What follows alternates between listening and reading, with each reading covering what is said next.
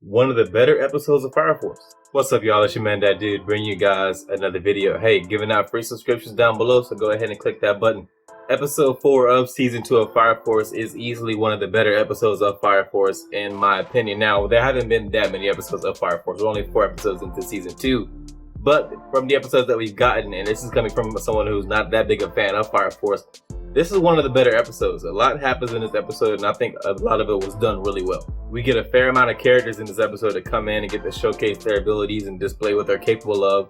And we get some really good combat between Shinra and Charon again, like we did in the last episode. And Shinra fares a little better against Charon in this episode than he did in the last one.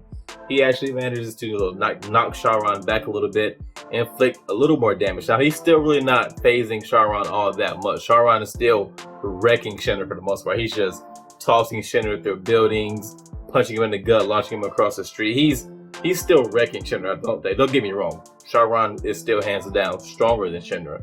But towards the end of the episode, we see that Shinra may be figuring out something. Maybe he's gonna have a new technique where he can put out a little more damage with his attacks. Because right now he's still mostly all speed. He's still just really quick and get around. But when it comes to just pure ability to inflict damage, he doesn't have that yet. So maybe we'll see something episode 5 where he just has he figures out something with his abilities and he's able to take down Charon. Because right now, like I said, Charon's just wrecking Shinra. As someone who is not a big fan of Fire Force, I do have to give the show credit for that. We do get to see Shinra actually struggle fairly often, which is good especially for a shonen protagonist. We got to see them struggle, so they get to have the eventual thing where they go train with somebody and their abilities increase exponentially. It's nice. We have to see them struggle a little bit. That's so we get the eventual payoff when they become, way stronger than everybody else. At least feels somewhat deserved.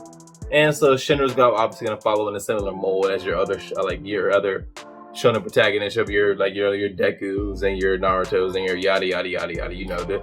The list goes on and on. So he's gonna go. He has to struggle. He'll train and he'll get a lot stronger. And it's just one of the things I don't like about Fire Force, as it is pretty formulaic when it comes to the shonen protagonists in the show, the plot, the arc of Shinra and the shonen protagonist. But at least it's following that formula well. Some shows follow that formula and they just don't do it well. At least Fire Force does it well. Inka's fucking crazy, man. That chick is just crazy. We knew from the last episode already that she was crazy, but still, Jesus, she wants to live a life of fear for the thrill of it. Like, she just enjoys being afraid. What the fuck? I don't get that at all. I don't get how she's gonna be redeemable as a character. I get that she's somewhat innocent. Like, she's not actually hurting people, but the chick just seems like she's going off the deep end. I don't see what the show's gonna do to bring her back around. I'm sure they'll do something, but right now she seems like a lost cause to me.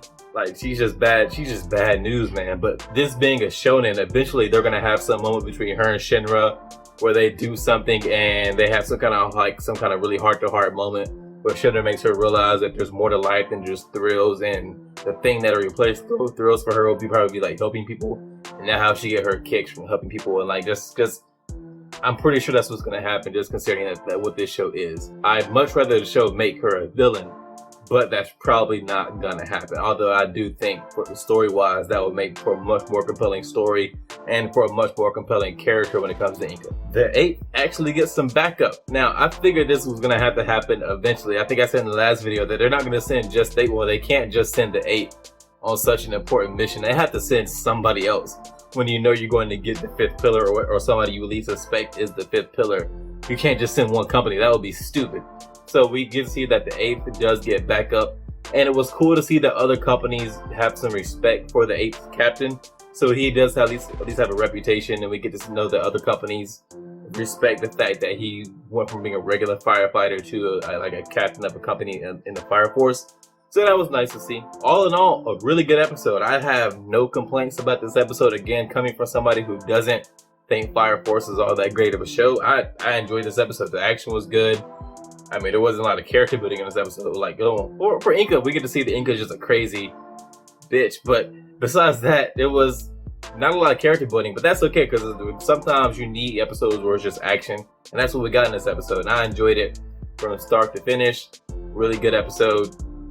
That's about it. That's all I got for you guys. So Again, if you like this video, hit the like button if you want to. I'd appreciate if you subscribed as well. If you didn't like it, don't hit the dislike button. You know, maybe just say something in the comments and we can talk about it, I guess.